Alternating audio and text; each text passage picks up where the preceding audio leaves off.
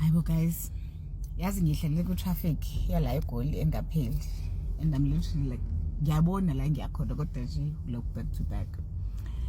Ngihlushwa indaba yokuthi kwaze kwa early uma kodwa abancane umuntu after a year, after 2 years I'm getting divorced. Ngiyamdivorce nje usibani bani. Hayibo guys, kanti lina niyalo obani? Yazi mina ngaxoshwe ekhaya. Tika nginonyaka ngishadile. My grandfather loved me. Umkhulu ayikho into ayethanda njengami, ngangaconsi phansi. Literally wayezabe nane nickname ngizongikhismusi indlela engithanda ngayo. Kodwa wa notice ukuthi after ngishadile, think ngaqhuza okokuqala sexabana nomyeni ngathi nje uba yena. First flight out ngeKZN ngixoshwanga mina ekhaya. Hayi bangasho lutho shema hayi ngangena ehlalela. Hayi ngisho neindaba zabantu ngifika neindaba yasemizini yabantu ngizoyixoxa. Hayi ngazisho wayithulela nje. Ngakwenza okwesibili. Hayi waziba ngabadeli wayengekho ke lapho ayithulela nje. Wathi nje mina ufunani la? Hayi ngathi ngisasiqala wathi oh waphuma. Ngathi ngibuye okwesithathu. Hayi ke. Yabo lapho kusho ukuthi wayesejile ukuthi ngingidlayele ingane. Hayi. Wathi nje wasukela wena, wasilethela labantu la.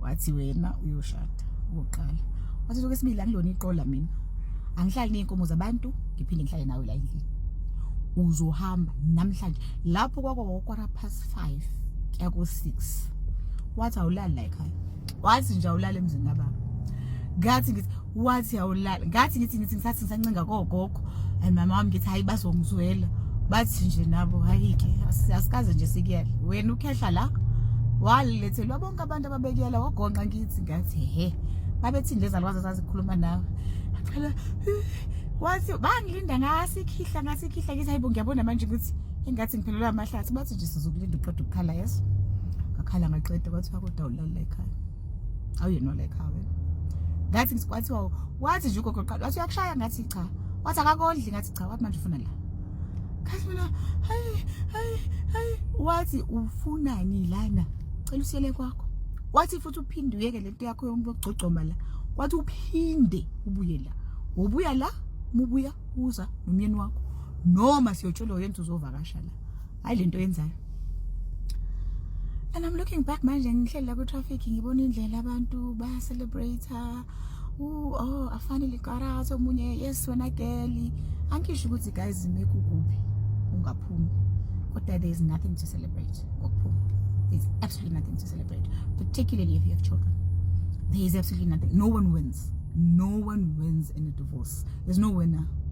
There is no winner in a divorce, and as such, my understanding with engathi people could be handling it with care. Leyo ukuthi sisenze iphathi kathi kwakwenzakaleni eqaleni noma mhlambe uqala kwenu noqala kwabanye akufani. Like I don't know, and I'm so concerned. Like I just feel I want to say it's important ube nomuntu ok-advisayo as umakoti omncane who wants what's best for you. Angisho umuntu okusabayo, angisho umuntu ngoba nakho uyamondla fanele kathuli, ngisho umuntu othi mikutshela uzwe, umuntu nawo umsabayo. Because that's the only way. Ngeke kade guys ningahlala indawonye usihlale lapha nomunye ehlale lapha ungitshela ukuthi unyaka oqala ngizofika nje nibe nina ithupha ziyogwayini yonke into ibe right.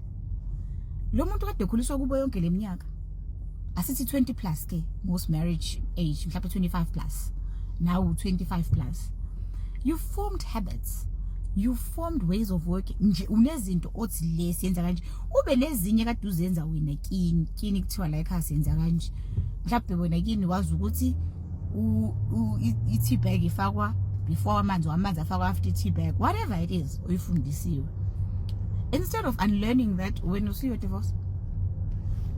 Njoba ngibuza nje angibuzeli ukuthi mhlambe ngithi abantu abahlale bafele emshadweni cha sengibuza ukuthi in the first year khona mekade nishadile nenza zonke izinto sengize ngisho ngithi you know now 17 years later I have some respect for some of the rituals that I had to do ekhaya ngikhumbula ngikhishwa ne-kissed nan.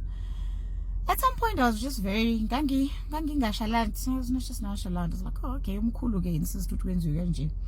Inkomo lapha kukhulunywa. To be honest, kwathi ngenakala ukuthi kuphume ngala. I understood it sengikhula sengilapho because ngangithi meke athi nje umkhulu ngeke. Athi nje lutho. Mina ngaxoshwe ekhaya. La ngizalwa khona. wathi wena owasilethela abantu laba basemzini abantu kunokuthi uhlale lapha wakhumuzwa abantu umuzwa abantu ufudumale wena uzosilethela indaba zakhona la usizwe sisize sifuna indaba zakhona usizwe sihleli la sathi sifuna indaba zakwakho wathi nje Mkabadela sekufundisa kanjalo uzophuma wathi mengabe sikonile thina sangakutshela ukuthi la uyakhona konje siyakutshela ke manje uzophuma engangisililo ngangingasalili khumbula kahle ngahamba because no one will have me, even my brothers akekho, my aunts kwafonelwa umunye umamncane kwathi naye wathi cha akekho who was willing to help me sleep over akekho wathi nje ngimbuza ngithi how kids wathi nje wathi wangiza islima komunye ubhuti wami wathi nje ngilindela ngiyabuya manje wakhiya kwakhe because the message was clear. Wena oletha labantu la ekhaya wena wathi labantu laba bakubonile bathi bafuna ukukushada you'll deal with it uzosikhipha nje thina kulezi zinto zakho but manje I look back, I look at the family we've built, I look at our children kithi yazi bathi bangisiza kodwa bangixosha ngoba mhlawumbe kuba bangixoshanga mhlawumbe ngabe ngumshado wesi3 noma wesi4 ngoba wona ave nguthanda kumshado mhlawumbe ngabe nje ngishadile futhi ngaphinde ngashada futhi so I'm just saying komakoti abancane surround yourself with people that value your union, that value futhi they sometimes kuthiwa abantu abadala babethi asoshiya abangani babengasho kabi babesho ukuthi sometimes mhlambe abangabakho abamfuni lo muntu wakho lo mkhethile so into ezophuma khona mhlambe ngeke ikwakhise noma into azoyisho umthetho azowubeke phezulu kwempilo yakho mhlambe mesithi yazini yazi indaba zalama every weekend you guys are doing this angisayithandi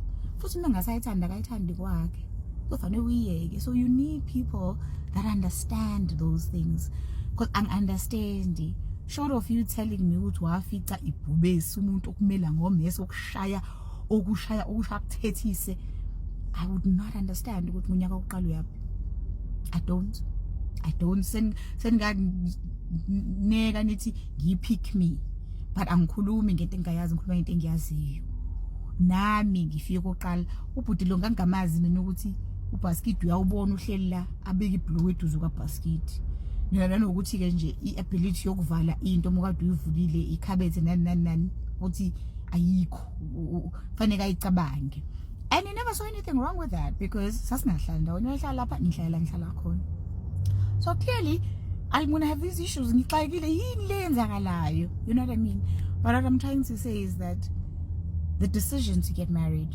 is a very, very serious decision and I just wish that people mustn't take it lightly and I also would love it if because now we have everyone who celebrate high can celebrate Phumile girls uphila well and good uphuma uphila and siyakubongela but let's not minimize the institution particularly thina girl into zakhe yabona into zakhe thina into zakhe that's why bethi amathuba ukuthi sihlale sometimes awamaningi which is why you need people that wants what's best for you angisho what you need but what's best for you mina ngaxoshwa umuntu engangazi hayi umkhulu wami may his soul rest in peace uMkabadela yazi kwangathi ngifelwe mengixosha kwa ekhaya but I think a year later or 2 years later ngathi ngihleli wathi kimi nawo sasi right yasifikile nomkhonyana wakhe sizombona ujabule uMkabadela wathi ngifuna lokhu ke angifuni nje umuntu uvanzi nje uyayithwala wena ngoba naku unamasentshana ukuye airport efana ukuye airport uhamba uthi uyakude uyakini hayibo mina guys mungibuza nje usanonyaka oqala wesibili ushada ngizobuza into engayibuza ogogo uyakushaya muthi cha uthi uyakondla uthi manje uyapi angisafuni ukuzwa story yabona nje especially first year 2 years angisafuni ukuzwa story guys uyapi not unless ke kusho ukuthi lento obuyiqalayo ubungayicabangisanga bekungayona into obuyifisa kodwa nje mekuyinto nawe ubudi lokubumthanda uyapi uhlulwa yini kwakho neBhayibheli liyasho nje umfazi oyisula uyabhiliza umuzi wakhe ohlakaniphile uyawakha nesinto sisho njalo hayi mthukeni kulungile ngintandane ngangithuka kakhulu kodwa nje bengithi angisho bengithi nje nama ngisho